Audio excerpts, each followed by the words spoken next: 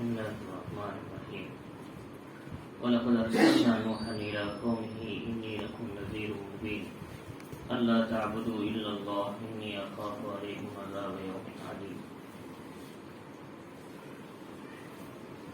شروع کرتا ہوں اللہ کے نام سے جو بڑا مہربان نہایت رحم والا ہے. یہ سورہ ہود کی 26ویں آیت ہے. یہاں سے اللہ رب العزت نے تقریباً ایک رکوع سے بھی زیادہ حضرت نوح علیہ السلام کی زندگی اور آپ کے زمانے میں پیش آنے والے واقعات کا ذکر کیا اور ان کی قوم نہ ماننے پر اللہ کا جو عذاب آیا، عمومی عذاب، اس کی تدارک، ایمان والوں کی حفاظت اور نافرمانوں پر اللہ کی پکڑ کیسے آئی اس کا ذکر کیا. ان میں سے پہلی بات اللہ تعالیٰ نے فرمایا کہ ہم نے نوح علیہ السلام کو ان کی قوم کی طرف نبی بنا کر بھیجا تھا. وَلَقَدْ أَرْسَلْنَا نُوحًا إِلَىٰ قَوْمِهِ، اور کتنے زمانے کے لیے بھیجا تھا؟ سورہ غافر میں ہے. اللہ تعالیٰ نے دوسری صورت میں تو فرمایا کہ وَلَقَدْ أَرْسَلْنَا نُوحًا إِلَىٰ قَوْمِهِ فَلَبِثَ فِيهِمْ أَلْفَ سَنَةٍ إِلَّا 50 عاما. 950 سال تک انہوں نے اپنی قوم کے اندر رہ کر دین کی دعوت دیا. تو انہوں نے کتنے زمانے تک؟ 950 سال کا لمبا عرصہ گزرا وہ دین کی دعوت دیتے رہے. جب آپ دین کی دعوت دیتے تو آپ کی دعوت کیا تھی؟ فرمایا اللہ تعبدوا الا اللہ، ایک اللہ کی عبادت کرو، میں تم پر بڑے دن کے عذاب کا خوف محسوس کر رہا ہوں. بڑے دن کا عذاب آخرت کا عذاب ہے، پھر دنیا میں اللہ کی پکڑ جو پچھلی قوموں میں آئی کہ اس کے عذاب کے اللہ کے نبی نے یہ بتایا.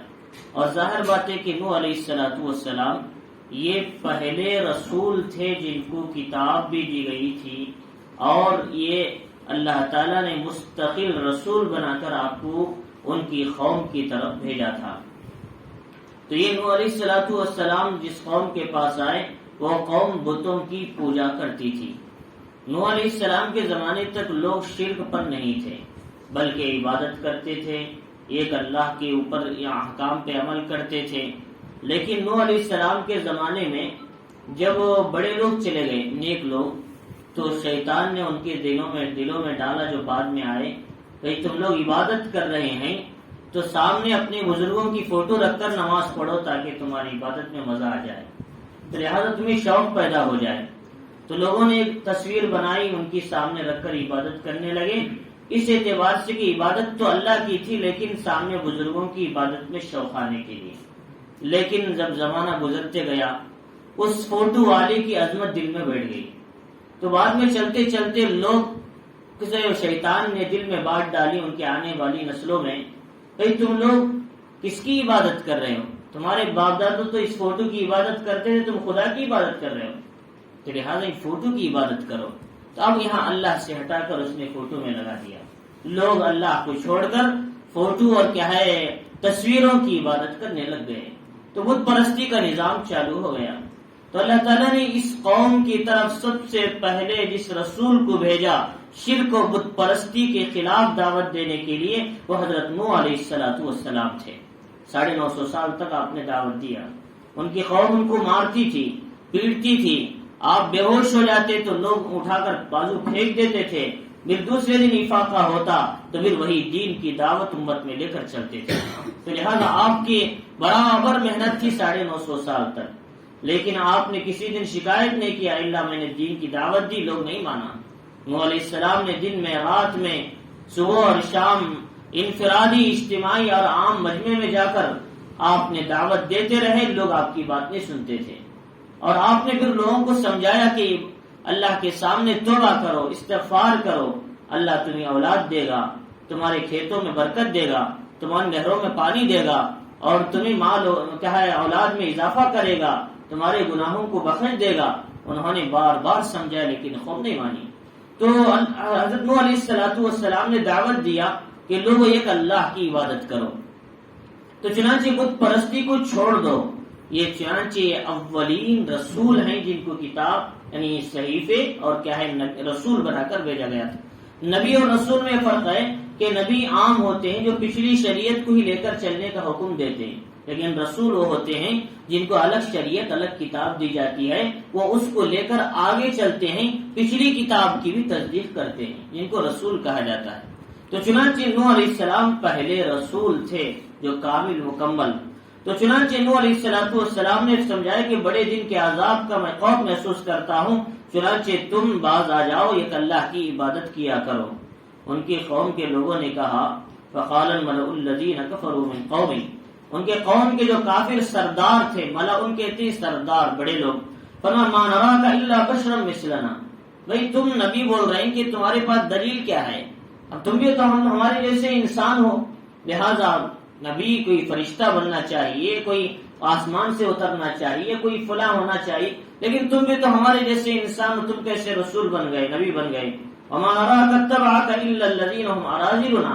اور دوسری بات، جب کوئی آدمی کہے نئی بات لاتا ہے تو بڑے بڑے لوگ اس کی اتباع کرتے ہیں، لیکن تمہارے پیچھے چلنے والے کمزور لوگ ہیں، غریب لوگ ہیں، اور ایسے لوگ آپ کے پیچھے چل رہے ہیں جو ہم میں کمزور کم قسم کے لوگ ہیں، اور وہ بھی بغیر سوچے سمجھے تمہاری بات مان رہے ہیں، لہذا ہم آپ کیا ہے تمہاری کو ہم پر کوئی فضیلت ہم نہیں دیکھتے، نہ مال کے اعتبار سے، نہ عہدے کے اعتبار سے، نہ سرداری کے اعتبار سے، ہم تم کو جھوٹا سمجھتے ہیں۔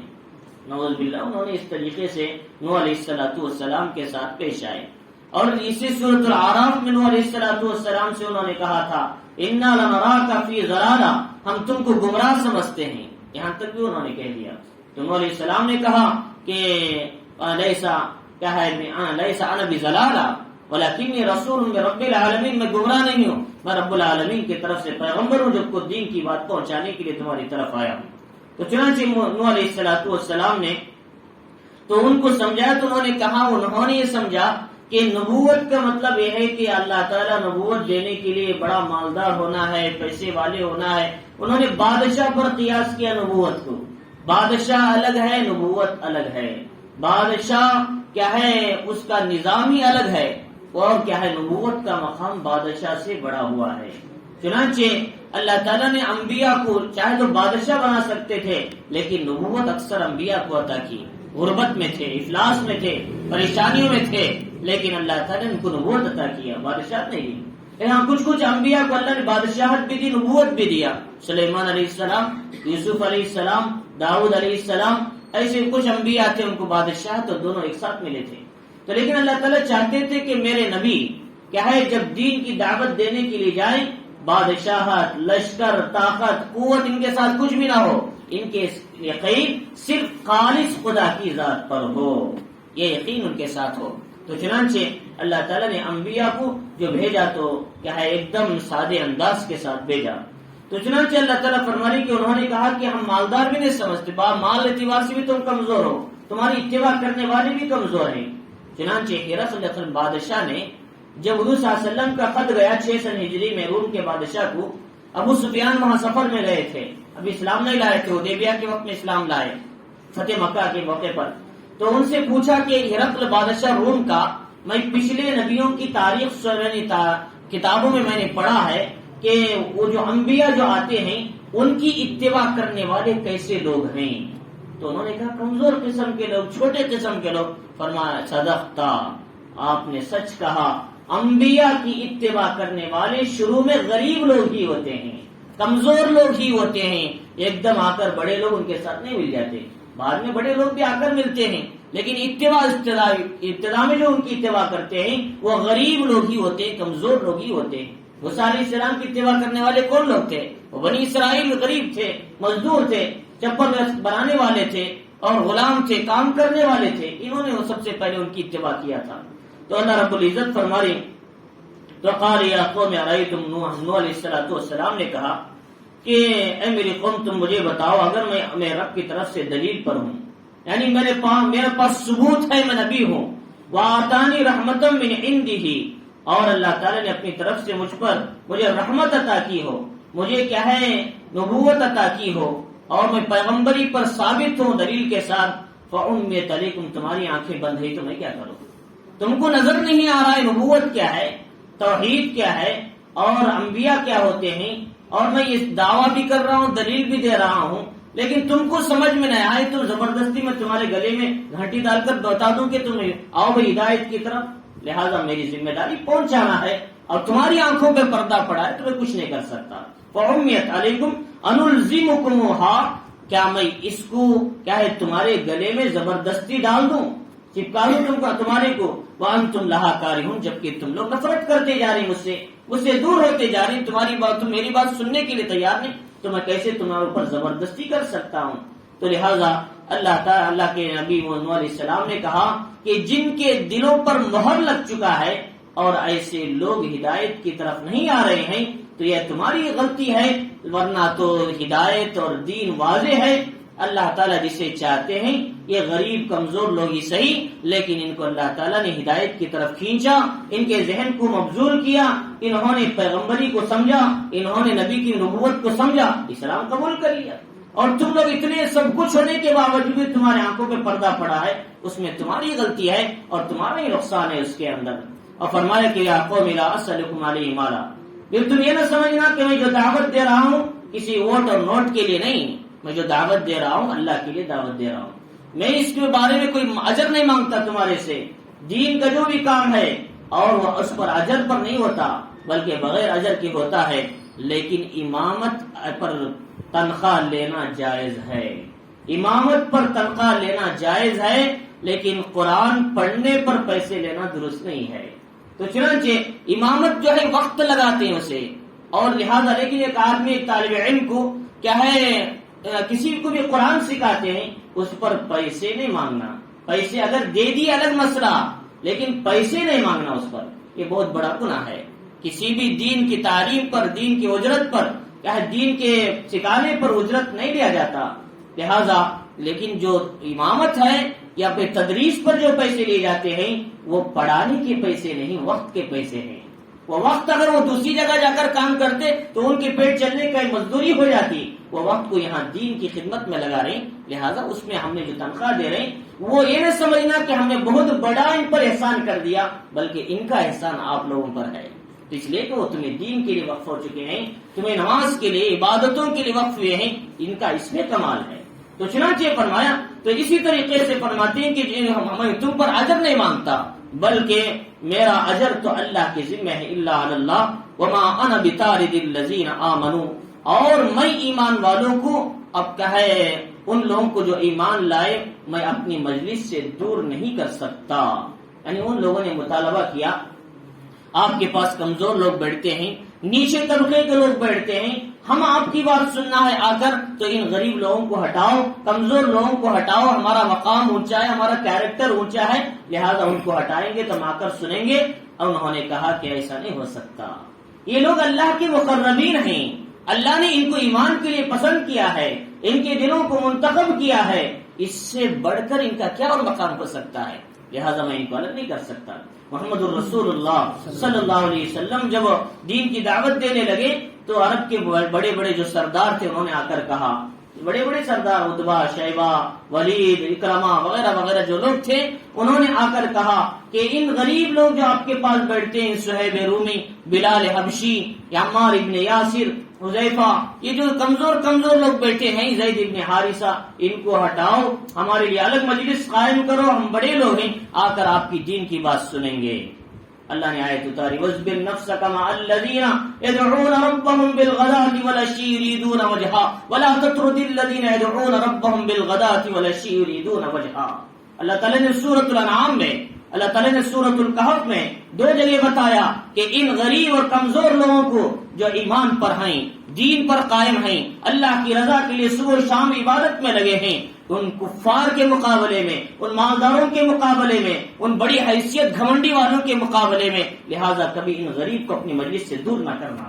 اللہ تعالیٰ نے قرآن اتارا، تو چنانچہ لہذا اگر دین سننا ہے بڑے حضرات بھی ان پر آئے، چھوٹے حضرات بھی بیٹھے، نبی کے زمانے میں امتیاز نہیں تھا، عثمان غنی جیسے مالدار جہاں بیٹھتے تھے، عبد الرحمان ابن عوف جیسے کروڑپتی بیٹھتے تھے، وہیں صہیب رومی جیسے غریب بھی بیٹھتے تھے، وہیں بلال حبشی جیسے غریب بھی بیٹھتے تھے، وہاں کوئی امتیاز نہیں تھا۔ تو لہٰذا ہمارے امتیاز چل چکا ہے، بڑے لوگ آتے ہیں تو پیپسی دیتے ہیں، چھوٹے لوگ آتے ہیں تو چائے دیتے ہیں، یہ ہمارے امتیاز بن چکا ہے۔ تو امتیاز ختم کریں اللہ کے لیے، ہماری شادیوں میں بڑے لوگوں کو پہلے بلایا جاتا ہے، چھوٹے لوگوں کو رخا دے کر بیچتے ہیں، آنا ہے تو آئے، نہ تو نہیں آنا تو نہ، کوئی مسئلہ نہیں۔ یہ ہمارے ذہن میں ہوتا ہے، یہ ختم کریں، یہ امتیاز ختم کریں، سب کے ساتھ ایک ہو جائے۔ اسلام امتیاز کا نام نہیں، اسلام ایک ساتھ برابری کا نام ہے۔ یہ غلام اور آزاد میں کوئی فرق نہیں دیتا، مالدار اور غریب میں کوئی فرق نہیں دکھاتا، اور لہذا چھوٹے اور بڑے میں کوئی فرق نہیں، اسلام اور دین کے اندر سب ایک درجے کے ہیں۔ تو چنانچہ تو انہوں نے کہا کہ ہم کو ان کو ہٹائیے، ہم آ کر بات سنیں گے۔ انہوں نے کہا میں ایمان والوں کو نہیں ہٹاتا۔ فرمایا انہم ملاقو ربہم، وہ اپنے رب کے پاس محبوب ہو چکے ہیں اور ملاقات کریں گے تو ایمان کی حالت میں، ولکنی اراکم قوم تجہلون، لیکن میں تم کو اے میری قوم، میں تم کو دیکھتا ہوں کہ تم جہالت کر رہے ہیں، تم جہالت پر اتر آئے ہیں، تمہارا مقصد دین سیکھنا نہیں ہے، یہ بہانے بنانا ہے بس۔ تو چنانچہ آپ نے سمجھا دیا۔ اس کے بعد فرمایا یا قوم من ینصرنی من اللہ، اے میری قوم اگر میں نے تمہاری بات سن کر غریب لوگوں کو دور کر دیا جو میری بات کی اتباع کر رہے ہیں، ایمان لائے ہیں، اگر اللہ مجھے پکڑے تو کون مجھے بچائے گا؟ ان ترکتہم، اگر میں نے ان کو ہٹا دیا، اللہ کی پکڑ مجھ پر آئی، من ینصرنی، کون میری مدد کرے گا؟ تو پیغمبر بھی کس طرح ڈرے ہیں اللہ سے۔ اور فرمایا افلا تذکرون، کیا تم نصیحت حاصل نہیں کرتے؟ ولا اقول لكم عندي خزائن اللہ، نہ ہی میں کہتا کہ اللہ کے خزانے میرے پاس ہیں، میں ہر چیز کا اختیار نہیں رکھتا۔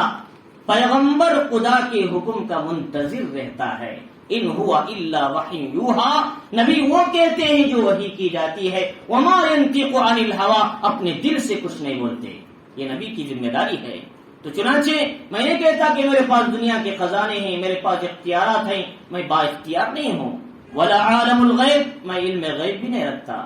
دیکھو صاف کہہ رہے ہیں نوح علیہ السلام، میں علم غیب نہیں رکھتا۔ علم غیب کسے کہتے ہیں؟ کسی کے بتائے بغیر پیچھے اور آگے ہونے والا علم رکھنا، اسے علم غیب کہتے ہیں۔ علم غیب وہ نہیں جو پیغمبر کو اطلاع کر دیں، پیغمبر آئندہ ہونے والی بات کو وحی کے ذریعے سے بتا دیں، یہ علم غیب نہیں۔ علم غیب اسے بولتے ہیں کسی کے بتائے بغیر کوئی چیز بتائیں۔ کوئی ہے دنیا میں ایسا؟ کوئی نہیں ہے، صرف اللہ کی ذات۔ آئندہ ہونے والی باتوں کو اللہ نے پہلے ہی بتا دیتے ہیں، اللہ تعالیٰ پہلے ہی سے جانتے ہیں، یہ لہٰذا یہ علم صرف اللہ کو ہے۔ نبی نے جتنی باتیں بتائی جو آئندہ ہونے والی وہ سب وحی کے ذریعے سے بتائی تھی۔ آپ تاریخ شاہد ہیں، کتابیں مطالعہ کر سکتے ہیں احادیث کی روشنی میں۔ تو چنانچہ فرمائے کہ میں ہی علم غیب رکھتا ہوں۔ ولا اقول انی ملک، نہ ہی میں کہتا ہوں کہ میں فرشتہ ہوں، کہ میرے اندر پاور ہے، طاقت ہے، جبریل امین کے جیسا پاور تھا۔ ولا اقول للذی تزدری اعینکم، اور نہ میں کہتا کہ جن کو تم چھوٹی نظر سے دیکھتے ہیں، کم نظری سے دیکھ رہے ہیں، اللہ ان کو ثواب نہیں دے گا، ان غریبوں کو، یہ بھی نہیں کہتا، بلکہ تم لوگ نقصان میں ہیں، یہ لوگ تو فائدے میں ہیں کہ اللہ تعالیٰ نے ان کو چن لیا ایمان کے لیے۔ اور فرمایا اللہ عالم بما فی انفسہم، ان لوگوں کے دلوں میں کیا ہے اللہ خوب جانتا ہے، کس اخلاص کے ساتھ یہ لوگ دین کی محنت میں لگے ہوئے ہیں۔ انی ذل من الظالمین، اگر میں نے ان کے ساتھ ظلم کیا اور غلط برتاؤ کیا تو ایسی صورت میں کیا ہے ظالموں میں سے ہو جاؤں گا، پکڑ ہونے والوں میں سے ہو جاؤں گا۔ یہ نوح علیہ السلام نے کیا ہے اس طرح اپنے آپ کو خوف محسوس کیا۔ تو چنانچہ چاہیے کہ علم دین سیکھنے کے لیے کوئی خاص مجلس بڑے لوگوں کے لیے نہیں۔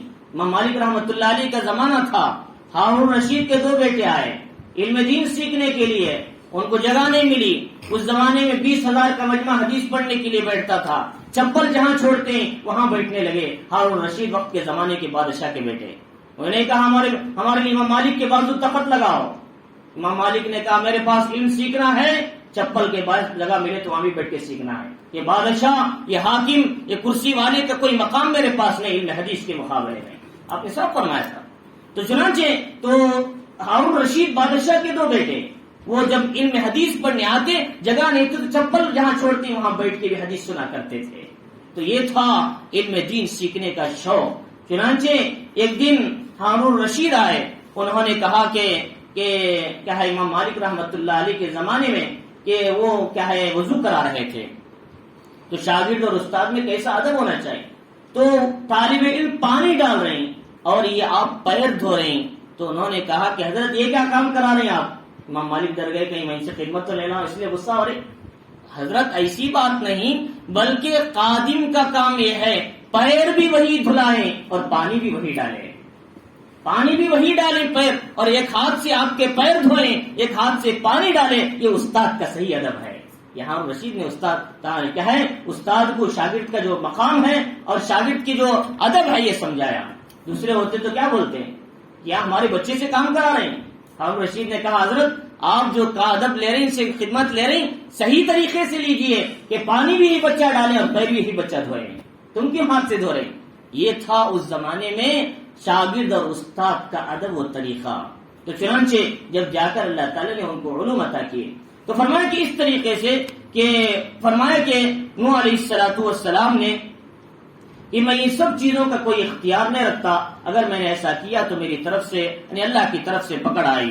انہوں نے کہا کہ اے نوح علیہ السلام، اے نوح قد جادلتنا فاکثرت جدالنا، یہ سب بحث کیوں کر رہے ہیں؟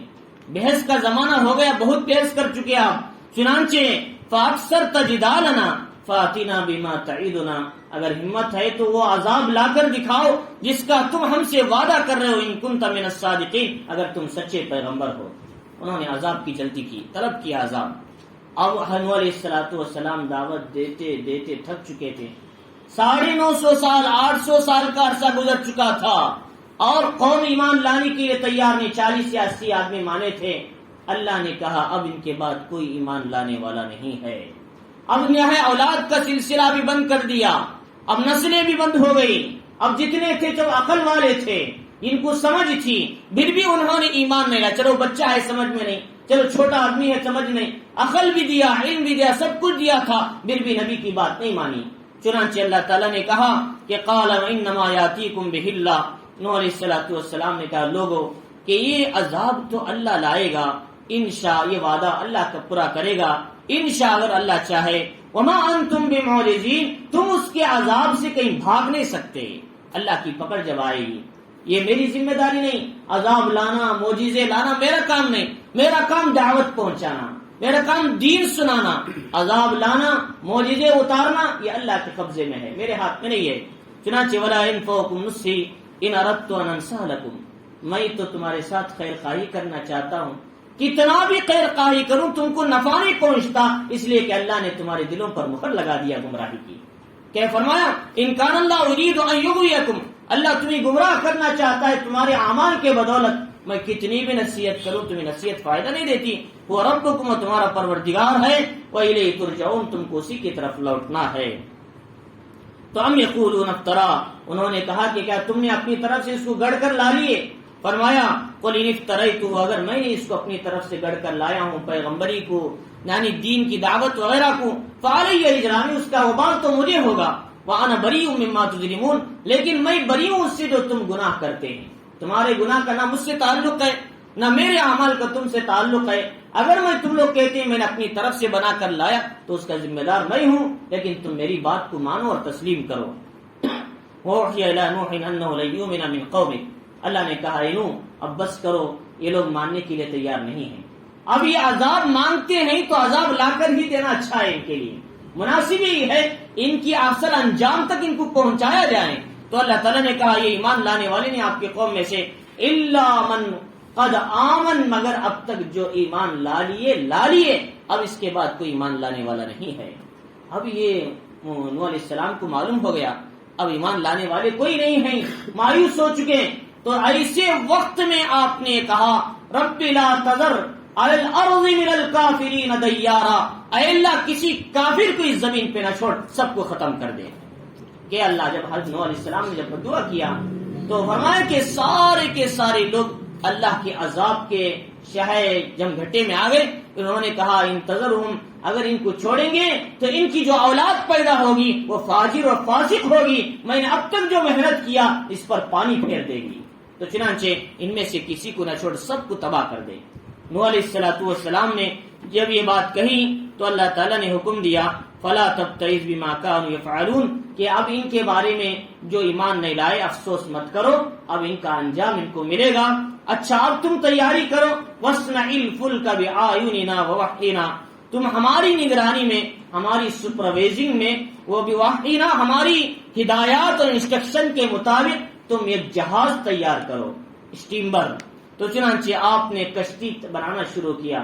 تقریباً 2 سال لگ گئے، لکڑیاں کاٹتے تھے اور لاتے تھے، تختے بناتے تھے اور کشتی بنانے لگتے تھے۔ لوگ آپ کا مذاق اڑاتے تھے، کہتے کہ جو بھی ان کے پاس سے گزرتا کہ اینو کیا بات ہے، کل تک دعوت دیتے تھے آج کارپینٹر بن گئے، کیا ہو گیا آپ ایسا کر رہے ہیں، کل تک آپ دین کی دعوت دیتے تھے آج کیا ہے کوئی دوسرے راستے میں لگ گئے ہیں۔ اس طریقے کی مذاق آپ کے ساتھ اڑایا کرتے تھے۔ وَلَا تُقَاتِلْنِي فِي الَّذِينَ ظَلَمُوا، ظالموں کے بارے میں مجھ سے بات نہیں کرنا، ان کے بارے میں کبھی سفارش مت کرنا۔ فرمایا إِنَّهُمْ مُغْرَقُونَ، وہ سب کے سب میرے عذاب اور میری پکڑ میں غرق کر دیے جائیں گے، ڈبو دیے جائیں گے۔ اور فرمایا وَيَصْنَعُ الْفُلْكَ، اور نوح علیہ السلام کشتی بنانے لگے۔ وَكُلَّمَا مَرَّ عَلَيْهِ مَلَأٌ مِّن قَوْمِهِ، جو بھی ان کی قوم میں سے سردار جو گزرتا تھا ان کے پاس سے، سخروا من، آپ کا مذاق اڑاتا تھا۔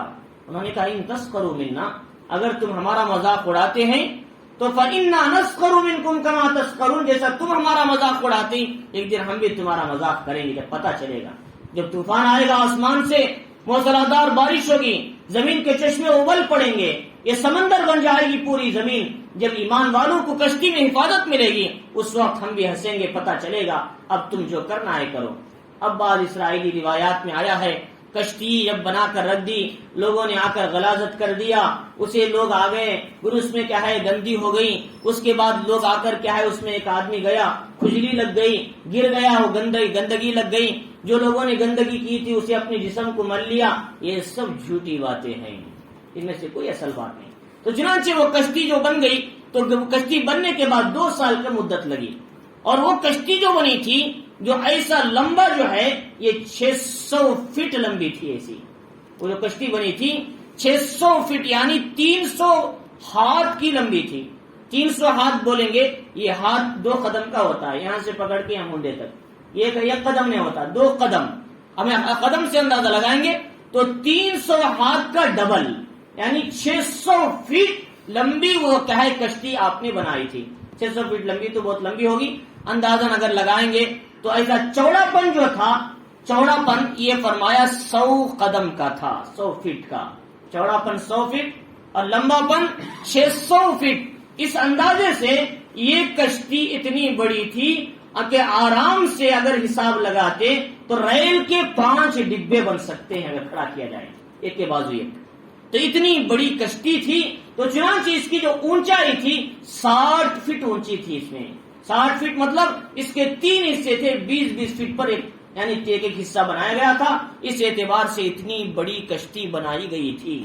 تو چنانچہ تو یہ چند روز پہلے جودی پہاڑ ترکی کے اندر، عراق کا موصل یہ ترکی کراس کرتے ہوئے ملتا ہے، اس پہاڑ کے جودی پر اللہ نے بھی کہا تھا وَاسْتَوَتْ عَلَى الْجُودِ، جودی پہاڑ پر ایک کچی ٹیری ہے، تو وہاں اگر تلاش کیا گیا تو وہاں جو کشتی کے ٹکڑے اور میخ اور چکلے کی چیزیں ملی، تو انہوں نے جب اس کے اندر مائکروسکوپ وغیرہ رکھ کر چیک کیا، یہ وہی کشتی تھی جو نوح علیہ السلام کے زمانے میں جودی پہاڑ پر جا کر نظر انداز ہوئی تھی۔ تو چنانچہ اس کا جب لمبا پن دیکھا گیا تو تقریباً ریل کے 5 سے 10 ڈبے مار سکتے تھے، اتنا بڑا تھا۔ تو چنانچہ تو کشتی کے بارے میں جب انہوں نے دیکھا، انہوں نے قرآن کو پڑھ کر انہوں نے ایمان لا لیا۔ اللہ تعالیٰ نے کس طرح نوح علیہ السلام کی کشتی کے بارے میں قرآن کہتا ہے وَحَمَلْنَاهُ ذَاتَ أَلْوَاحٍ وَدُسُرٍ، ہم نے تختوں والی میخوں والی کیا ہے کشتی میں ہم نے ان کو سوار کیا تھا۔ قرآن کہتا ہے ہم نے ان کو جو سوار کیا تھا نوح علیہ السلام کی قوم کو، ایمان والوں کو، تختوں اور میخوں والی کشتی میں سوار کیا تھا۔ کہ جب یہ انہوں نے دیکھا، تحقیق کیا تو قرآن کے بالکل عین ہے، تو دیکھنے والوں نے اسلام قبول کر لیا۔ تو چنانچہ اللہ رب العزت فرمانی کہ اس کے بعد انہوں نے مزہ کیا ہے کشتی بن گئی۔ اس کے بعد اللہ تعالیٰ نے کہا فَسَوْفَ تَعْلَمُونَ، قریب تم جان لو گے، مَن یَأْتِیہِ عَذَابٌ یُخْزِیہ، کس پر ذلت کا عذاب آئے گا، وَیَحِلُّ عَلَیہِ عَذَابٌ مُقِیمٌ، ہمیشہ کا عذاب کیا ہے ان پر کیا ہے قائم ہو جائے گا اور واقع ہو جائے گا۔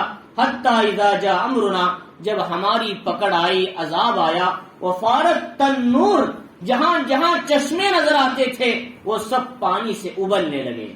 اللہ تعالیٰ نے کہا تھا جب بھی تم دیکھو چشموں سے پانی ابل رہا ہے اونچے جگہوں میں، تو سمجھو اب طوفان آنے والا ہے۔ تم لوگ کیا کرو کہ اپنے ایمان والے بندوں کو کشتی میں بٹھا لو، اور کیا ہے ہر ایک جانور میں بھی کیا ہے نر اور مادہ دو دو آدمی کو اس کے اندر بٹھا لو، یہ ترتیب کے ساتھ تم کیا ہے بٹھاتے چلے جاؤ۔ تو چنانچہ وہ کشتی میں جب اتنا بڑا مجمع بیٹھے گا، لوگ شبہ کرنے لگے تو تھوڑی سی کشتی میں اتنے بڑے جانور کیسے آ سکتے ہیں؟ اتنا لمبا کیا ہے جو جنگل کے پورا جنگل بھی کم پڑے گا ان جانوروں کو، تو اس کشتی کے اندر اتنے جانور کیسے بچ جائیں گے؟ تو بات دراصل یہ ہے، جانور تین قسم کے ہیں۔ پہلی بات یہ ہے کہ ایک جانور ہے ہواؤں میں اڑتے ہیں، یطیر فی الہوا، اور دوسرے قسم کے جانور جو رہتے ہیں یسکن فی الماء، پانی میں رہتے ہیں۔ تیسری قسم کے جانور جو اوپر زمین پہ چلتے ہیں، گائے، بیل، شیر، چیتا وغیرہ، یہ اوپر پہ رہنے والے۔ ہواؤں کے جو جانور تھے، پرندے تھے، وہ تو اس میں نہیں آئے، ان کو کیا ضرورت ہے، ان کو پانی تو اوپر پھرتے رہیں گے، وہ کہیں بھی بیٹھ جائیں گے درخت پر یا کسی پہاڑ وغیرہ پر۔ نیچے پانی میں تھے، ان کو آنے کی ضرورت نہیں، پانی میں رہنا ہی پسند کرتے۔ اب رہا بیچ میں رہنے والے، یہ مختصر سا مجمع تھا، لہٰذا بیٹھ گئے۔ اب اسے شبہ کرنے کی ضرورت نہیں، اتنے بڑے مجمع کو کیسا بٹھایا؟ اور بعض لوگوں نے کہہ دیا نیچے جانور، اوپر انسان، اوپر پرندے۔ پرندے اوپر جا کر کیوں بیٹھیں گے؟ پرندے تو ہوا میں اڑیں گے۔ تو فرمایا اس لیے یہ بولنا کہ اس طریقے سے یہ ترتیب بنائی تھی، ایسا نہیں۔ نیچے جانور تھے، اوپر انسان تھے، اس کے علاوہ اوپر دوسری چیزیں وغیرہ تھی۔ تو میرے حال اس کے بعد فرمایا اس جانور کے اندر سارے لوگ آ گئے، شیطان بھی گدھے کی دم کے ساتھ لگ کر اندر گھس گیا۔ اس نے کہا آج مجھے بھی پکڑنے ہوگی۔ قال عاصم اليوم، نوح علیہ السلام نے کہا اپنے بیٹے سے، بیٹا آج اللہ کی پکڑ سے کوئی بچ نہیں سکتا، کوئی بچ نہیں سکتا، آجا ایمان قبول کر لے، آجا کشتی میں سوار ہو جا، طوفان شروع ہو گیا۔ نوح علیہ السلام کشتی میں بیٹھ گئے۔ تو کشتی میں بیٹھنے کے بعد حکم یہ دیا کہ احمل فیہا من کل زوجین اثنین، ہر جانور میں سے دو دو لے لو، نر اور مادہ، مرد اور عورت ان دونوں کو لے لو۔ اب اتنا بڑا مجمع نر اور مادہ کو کہاں سے چنے اور ان کو کہاں ڈھونڈے اس میں؟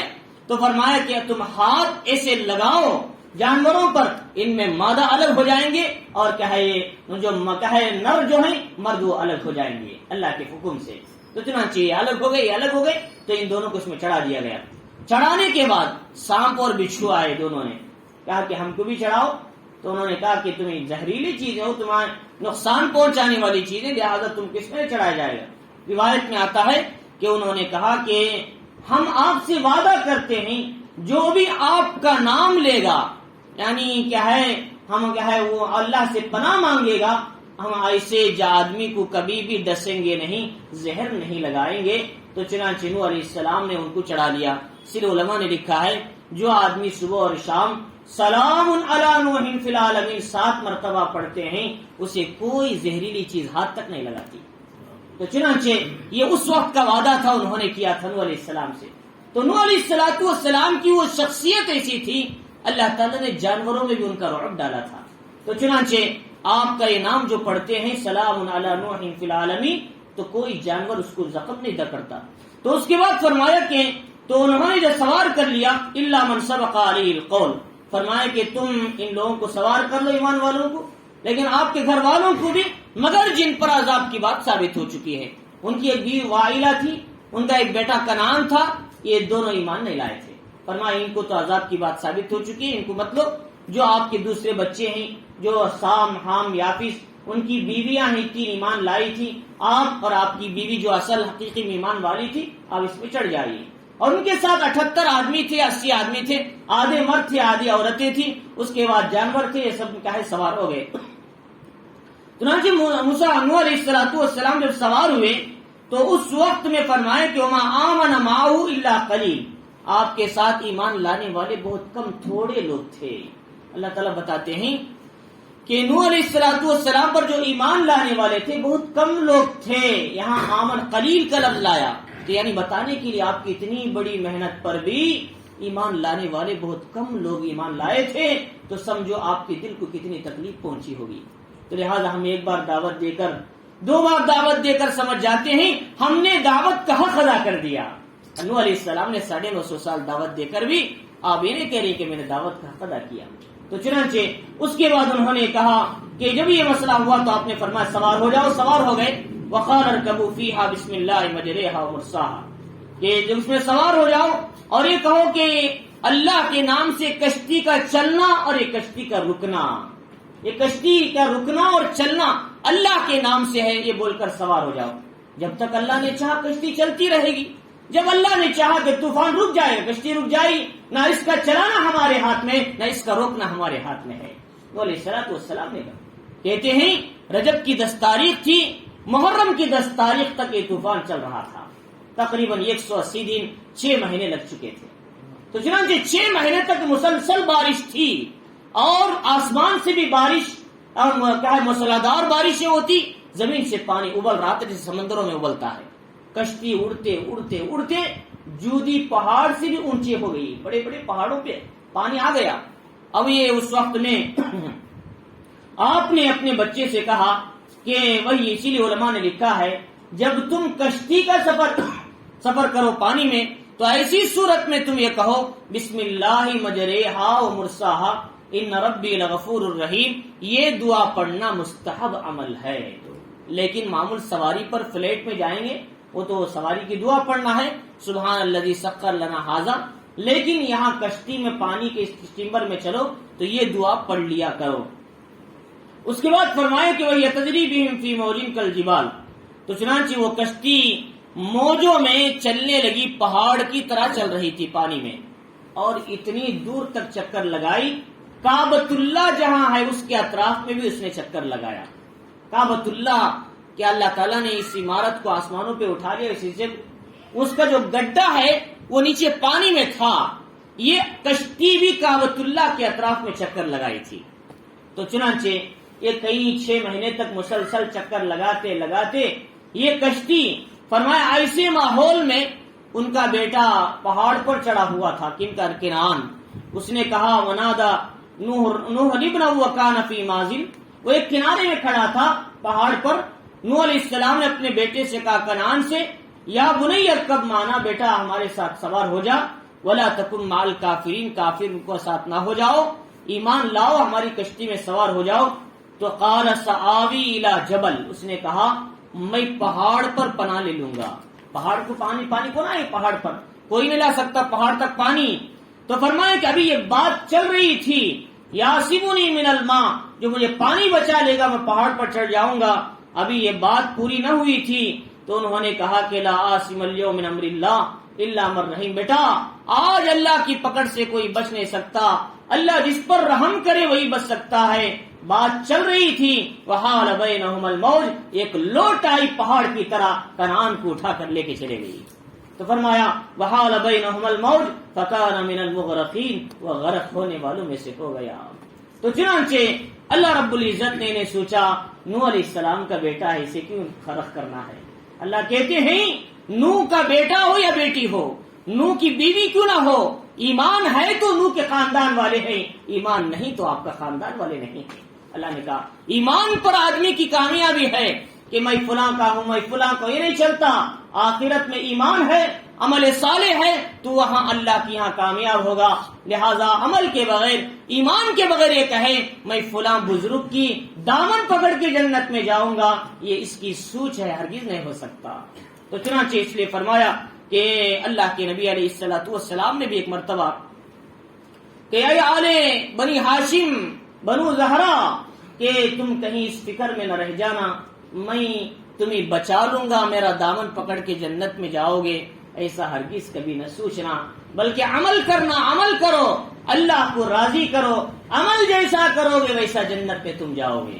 تو چنانچہ حضرت فاطمہ الزہرا جب آپ کو مزار میں رکھا گیا قبر میں، تو اس وقت بھی قبر سے کہا کہ معلوم ہے کون آئی تمہارے پاس، یہ حضرت فاطمہ ہے، حضرت علی کی بیوی ہے، حضرت حسن حسین کی ماں ہے، حضرت محمد صلی اللہ علیہ وسلم کی بیٹی ہے۔ خبر نے کہا کہ میرے پاس حسب مت بیان کرو، خاندان مت بولو، عمل کیا لائی ہیں فاطمہ، یہ ہے تو کچھ بتاؤ۔ تو انہوں نے کہا میرے پاس عمل کا حساب ہوگا، یہاں پر خاندان کو نہ گنانا اور مرتبے کو نہ بتانا، میرے پاس عمل ہے تو بتاؤ۔ ما انا موضع حسب و نسب بل انا موضع عمل، عمل ہے تو میرے سامنے پیش کرو، عمل پر کامیابی ہے۔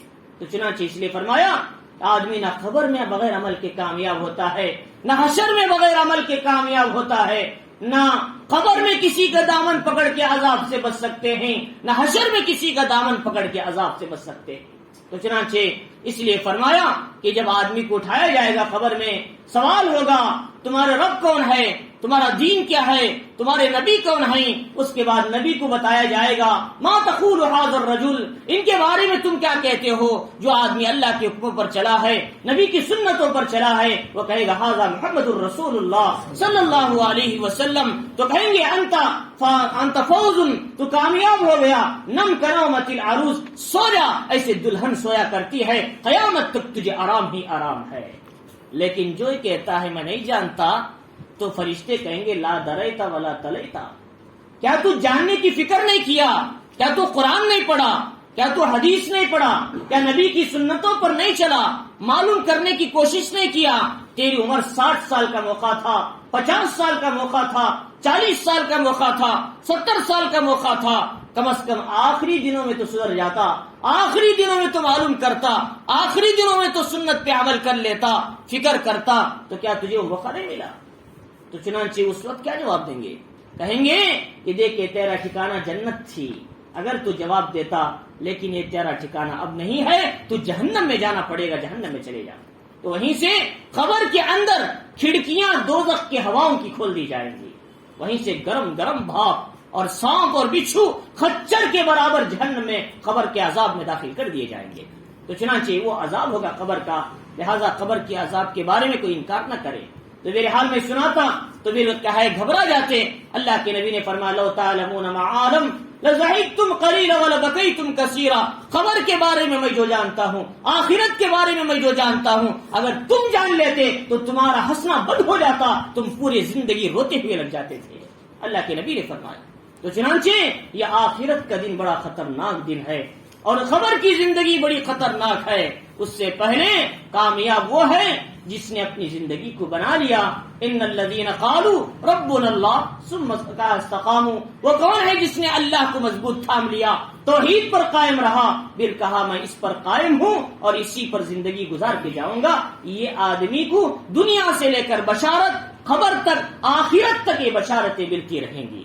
تو چنانچہ اس لیے فرمایا اللہ رب العزت نے کہ انہوں نے یہ بات کہی تو سب کے سب وہ ختم ہو گئے۔ تو یہ کشتی چلتی رہی، 6 مہینے تک مسلسل چلتی رہی۔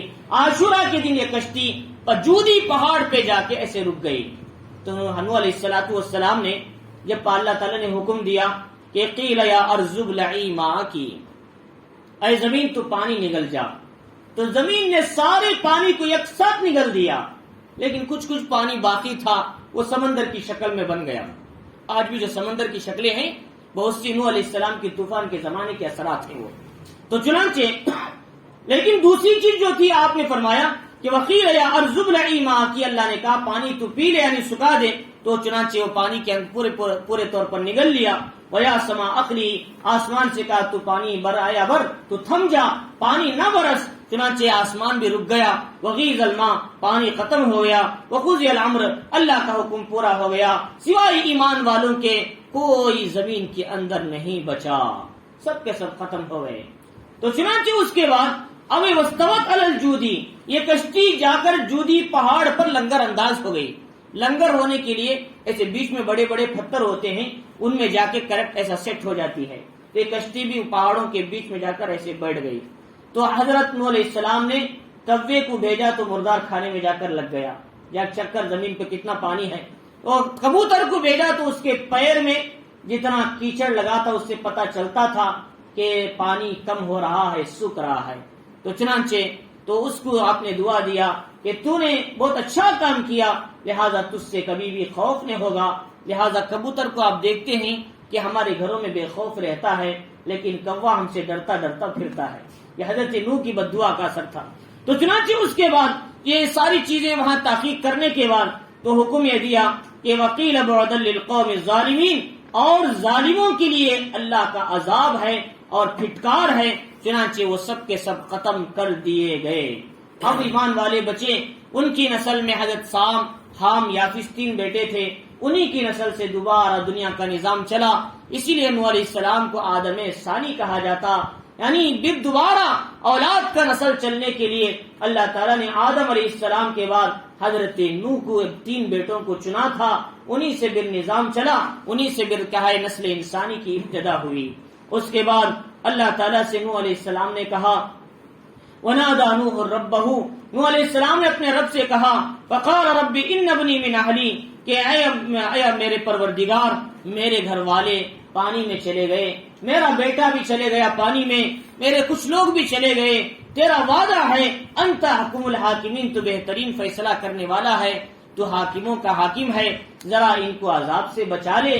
تو نوح علیہ السلام نے جب یہ بات کہی اللہ کو کتنا غصہ آیا، اللہ نے تنبیہ کیا اے نوح یہ لوگ کبھی تیرے گھر والوں میں سے نہیں ہو سکتے، ایسا کیوں پوچھ رہے تیرے گھر والے نہیں، ایمان ہو تو تمہارے گھر والے، ایمان نہیں تو تمہارے گھر والے نہیں، چاہے تمہارا بیٹا ہو چاہے تمہاری بیوی ہو، لہذا ان کے بارے میں ایسے سوال مت کرو، ان کا عمل صحیح نہیں تھا، انه عمل غیر صالح فلا تسألنی ما لیس لک به علم، جس کا تمہیں علم ہے اس کے بارے میں مت سوال کرو، ان کا حال کیا تھا، ان کا کفر کیا تھا میں اچھی طرح جانتا ہوں، انی اعوذک ان تکون من الجاہلین، میں تمہیں نصیحت کرتا ہوں آئندہ کبھی سوال ایسا نہ کرنا ورنہ تم جاہلوں میں سے ہو جاؤ گے۔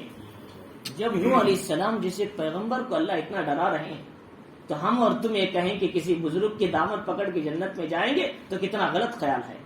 تو چنانچہ وہ چاہتے تھے کہ حضرت نوح کا بیٹا حضرت نوح کا دامن پکڑ کے جنت میں چلے جائے، اللہ کہہ رہے ہیں کسی کا کوئی دامن نہیں چلتا، یہاں عمل چلے گا۔ تو چنانچہ ایمان ہے تو اصل، اعمال ہے تو اصل، ایمان نہیں اعمال نہیں تو کچھ بھی نہیں ہے۔ تو چنانچہ انہوں نے پھر اللہ کے سامنے معافی مانگی، قال رب انی اعوذ بک، اے میرے پروردگار میں تیری پناہ مانگتا ہوں، ان اسألک ما لیس لی بہ علم، میں نے ایسا بات کا سوال کر لیا جو مجھے علم نہیں تھا، لہذا آئندہ کبھی ایسا سوال نہیں کرتا۔ فرمایا وَإِلَّا تَغْفِرْ لِي وَتَرْحَمْنِي، اگر تو میری بخشش نہیں کرے گا، مجھ پر رحم نہیں کرے گا، اکم من الخاسرین، میں نقصان اٹھانے والوں میں سے ہو جاؤں گا۔ نوح علیہ السلام تو پیغمبر کیا ہوتے ہیں، جب بھی کوتاہی ان سے ہوتی ہے فوراً اللہ کے سامنے چھوٹے بن جاتے ہیں، فوراً توبہ کرتے ہیں، فوراً اللہ کے سامنے آہوزاری کرتے ہیں، یہ پیغمبر کی صفت ہے۔ تو چنانچہ ایسے واقعات نوح علیہ السلام کے زمانے میں بھی ہوئے، آپ نے بھی فوراً اللہ کے سامنے توبہ کیا۔ تو چنانچہ نوح علیہ السلام نے جب یہ بات کہی تو اللہ تعالیٰ نے کہا اے نوح ان کے بارے میں چھوڑ دو، جو ہو گیا کافر لوگ، یا نوح بسلام منا وبرکات علیک، تم اب اتر جاؤ کشتی سے ہماری برکت سے، ہماری طرف سے سلامتی کے ساتھ، وعلی امم، اور ان امتوں پر بھی تمہارے ساتھ ایمان والے ہیں، سلامتی ہے، برکت ہے، اللہ بھی تمہاری نسلوں کو چلائے گا، وامم سنمتعہم، اور وہ امتیں جو گنہگار آئندہ گناہ کریں گی، نافرمانی کریں گی، ہم ان کو بھی 2 روز رہنے کا موقع دیں گے، ثم یمسہم منا عذاب علیم، پھر ہمارا عذاب ان کو پہنچ جائے گا۔ تو اللہ تعالیٰ نے یہ بات جو کہی حضرت ہود حضرت صالح کی قوم کے بارے میں بتایا تھا۔ ان کے بعد کون سی قومیں آئی؟ حضرت ہود علیہ السلام کی قوم آئی عاد، حضرت صالح علیہ السلام کی قوم آئی سمود۔ ان کے بارے میں اللہ تعالیٰ بتا رہے تھے تمہاری نسل میں آئندہ کچھ لوگ آئیں گے، پھر بت پرستی کریں گے، شرک کریں گے، گناہ کریں گے، ان کو موقع تو دیں گے چند روز رہنے کا، لیکن پھر ہمارا عذاب ان کو بھی پکڑ کر رہے گا۔ تو چنانچہ اللہ رب العزت نے فرمایا تلک من انباء الغیب نوحیہا الیک، یہ جو باتیں ہیں غیب کی خبریں نبی ہم آپ کی طرف وحی کر رہے ہیں، یہ 5000 سال 4000 سال پہلے کا واقعہ تمہارے سامنے بیان کر رہے ہیں، اس سے تم واقف نہیں تھے، ہم نے قرآن کے ذریعے تمہیں اس کا انفارمیشن دیا، یہ آپ کا بہترین معجزہ ہے، آپ نبی ہونے کی مضبوط دلیل ہے، ورنہ 4000 سال پہلے کے واقعات کو کون یاد رکھتا ہے، کون سناتا ہے؟ یہ آپ کی نبوت کی، آپ کی پیغمبری کی مضبوط دلیل ہے، لہذا ہم نے اس کو واقعے کو کلام کی شکل میں آپ پر نازل کر کے آپ کو آگاہ کیا تاکہ آپ اپنی امت کو یہ سبق دیا کریں۔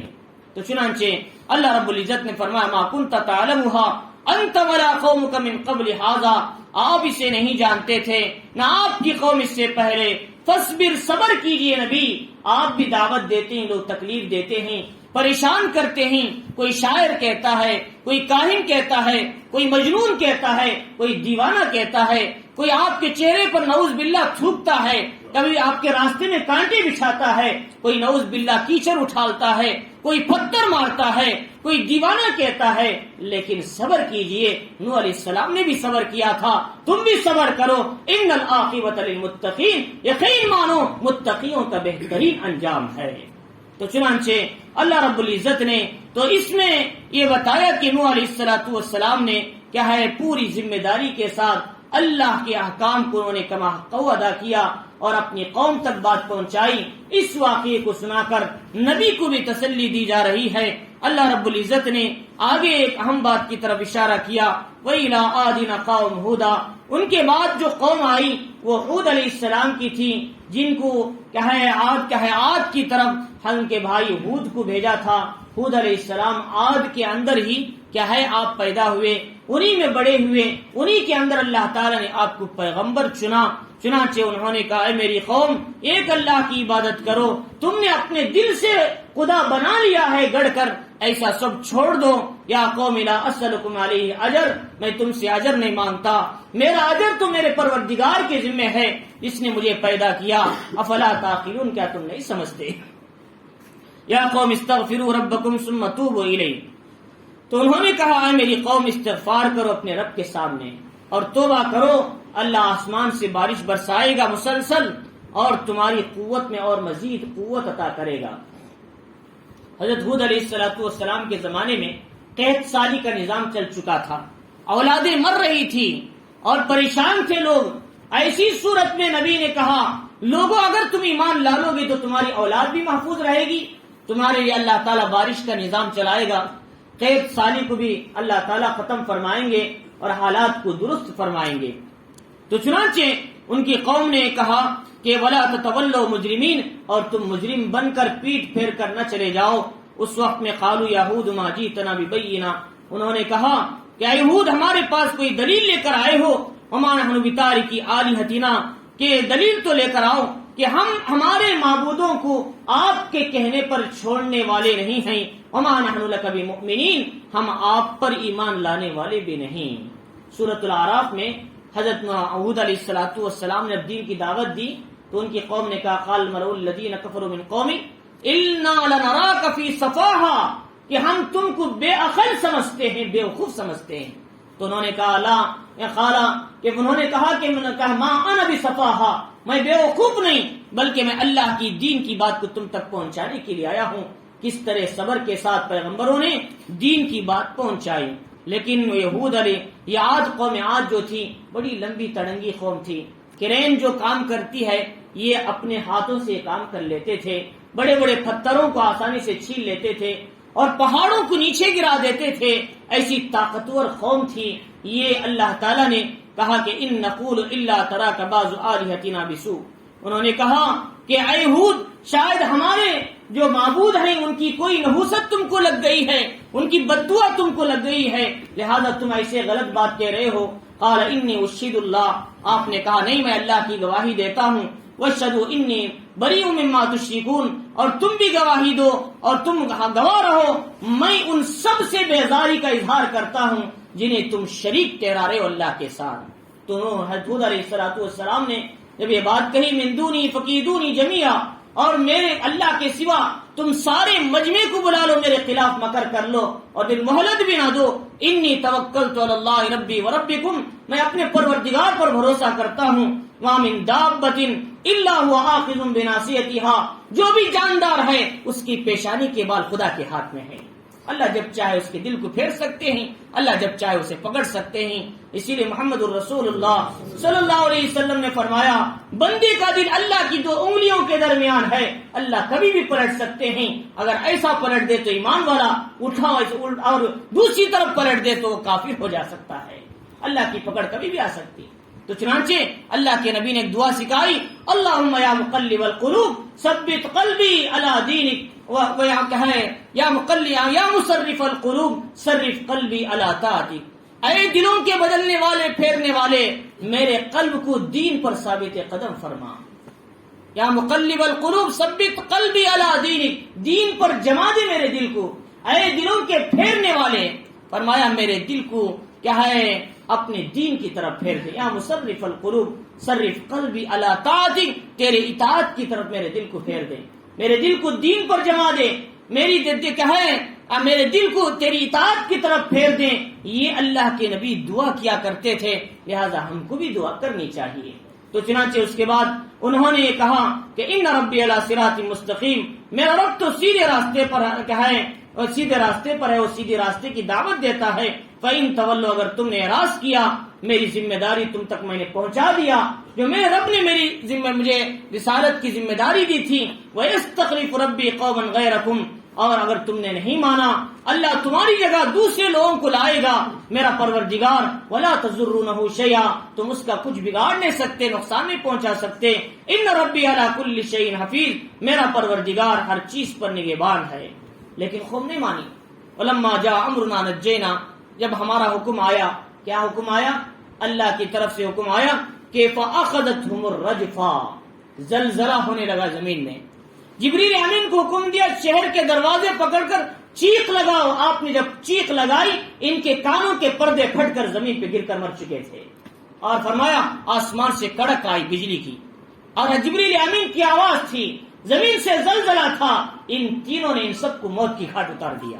تو اللہ تعالیٰ فرما رہی کہ وَلَمَّا جَاءَ أَمْرُنَا نَجَّيْنَا هُودًا، ہم نے جب ہمارا حکم آیا عذاب، ہم نے ہود کو ایمان والوں کو اپنی رحمت سے بچا لیا، وَنَجَّيْنَاهُ مِنْ عَذَابٍ غَلِيظٍ، بڑے عذاب سے ہم نے ان کو نجات دی۔